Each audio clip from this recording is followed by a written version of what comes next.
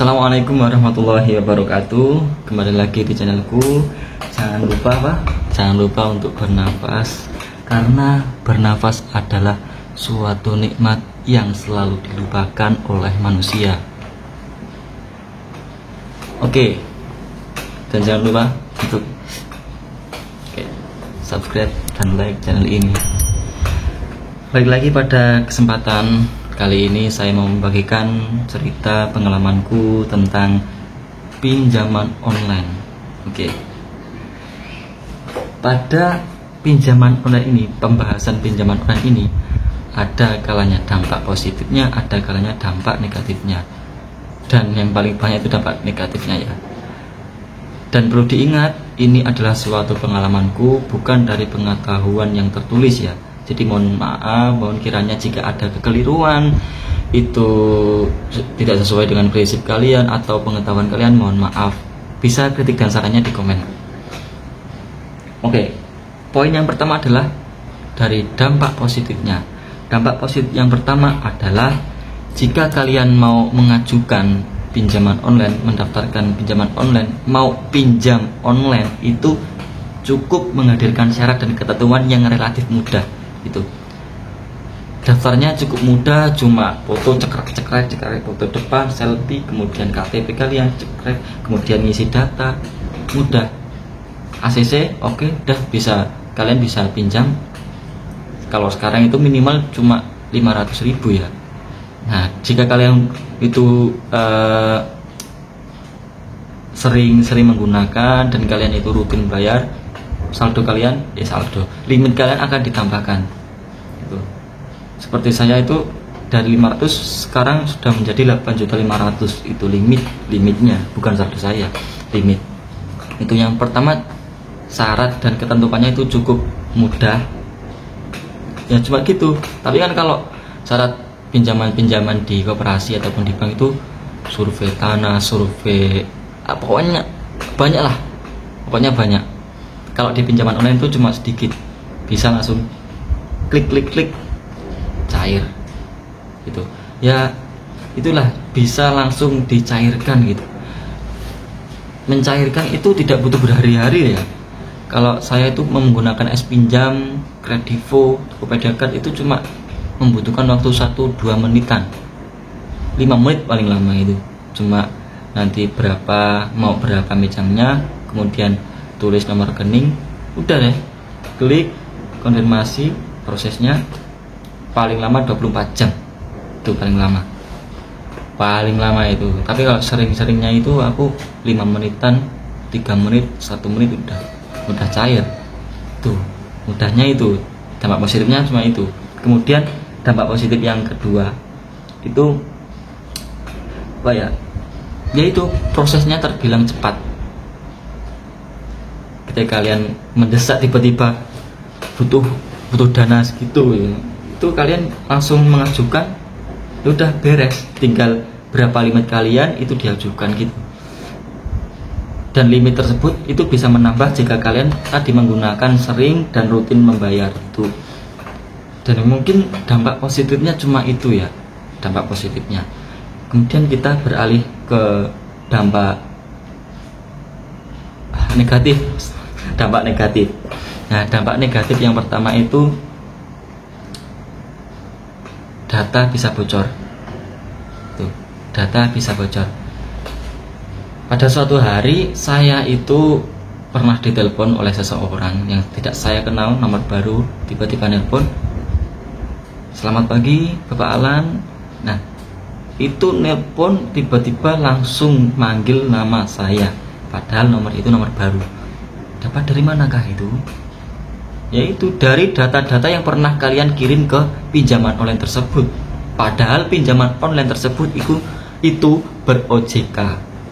Dan itu aku pernah daftarin di Tokopedia Card. Nah, Tokopedia Card itu bekerja sama dengan Visa. Visa itu ada di BRI ya kayaknya, kalau nggak salah. Itu nanti kalian bisa komen kalau ada yang lihat, tapi bisa komen lah. Nah itu, pada suatu hari tadi itu nelpon tiba-tiba bilang kalau mau menawarkan suatu pinjaman kartu kartu tersebut bisa digunakan ketika kalian itu di rumah sakit. Maksudnya, alhamdulillah ya.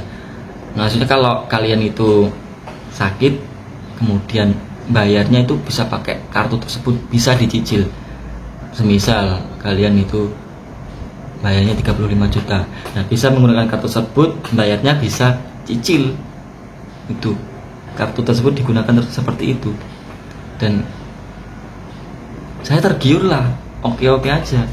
Kemudian pihak sananya itu, kalau kakak mau, bolehkah saya tulis nama kakak, nama bapak itu Alan Majid bla bla bla, tempat dan tanggal lahir, itu pun sesuai dengan KTP yang dia sebutkan. Apakah benar Bapak Alan? Iya benar itu. Kemudian pihak sana itu mau tanya, di kartu Tokopedia Cardku itu kan ada masa garansi, masa berlakunya, expirednya maksudnya, itu sampai tahun berapa, bulan berapa, itu saya sebutin, bodohnya saya itu. Nah itu bahaya kalau ada telepon ya, ini buat kalian, wawasan kalian, kalau ada yang telepon nomor asing tiba-tiba bahasanya itu apa ya, ya aneh lah gitu. Paling sering itu suara wanita.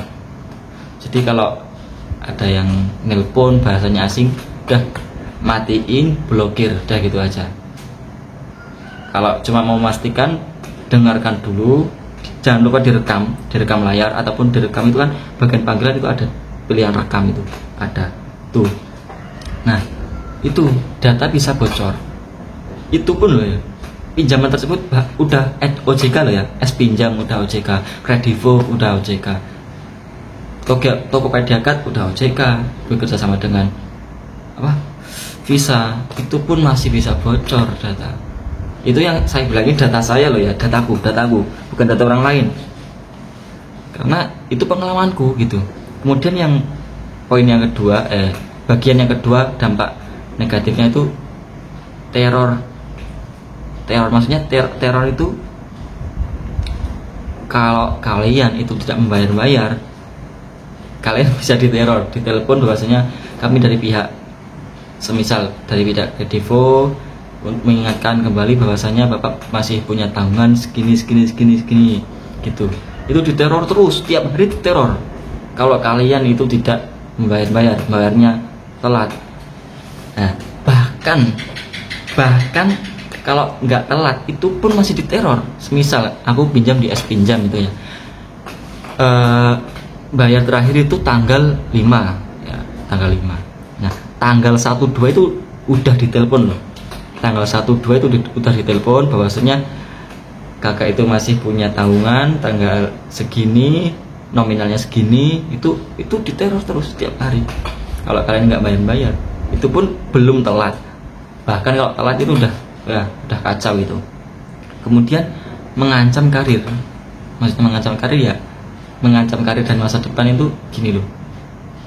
Saya bilang gitu karena kalau kita sering-sering pinjam online itu kita udah berpikir, halah, gini aja dapat uang gitu.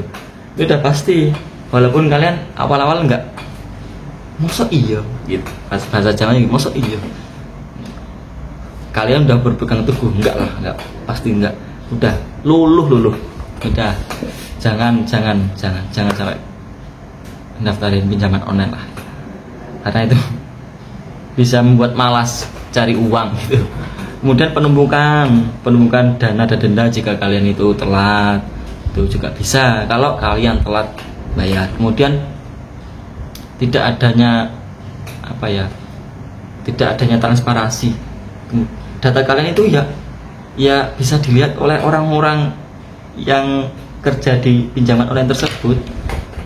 Foto kalian yang foto KTP itu dilihat loh, itu nggak mungkin kalau nggak dilihat, itu udah pasti. Kemudian kalau kalian itu telat bayar, itu bisa masuk ke blacklist OJK ya. Maksudnya blacklist itu kalian mau pinjam di mana-mana itu tidak akan diterima. Bahkan pinjam di bank, di koperasi, itu kalau kalian masuk di blacklist OJK itu tidak bisa digunakan data kalian, udah tidak dianggap orang yang dipercaya, itu itu. Kalau kalian itu telat kayaknya bahaya banget itu. Kemudian apa ya, bikin ketagihan, maksudnya mudah terlena dengan pinjaman online yang mudah.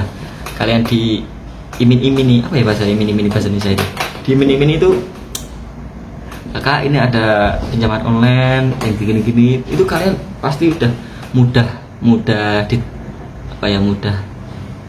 di iming-imini lah, itu apa bahasanya ya, gitulah intinya ya.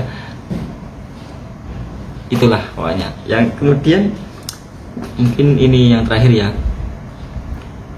merusak hubungan sosial. Maksudnya sosial itu semisal ya, kalian itu punya utang besar ya, mungkin naudzubillah pokoknya puluhan ataupun ratusan, itu kalian nggak mampu bayar, udah telat, itu pasti kalian dihindari oleh teman-teman, tetangga, kerabat kalian, itu udah pasti.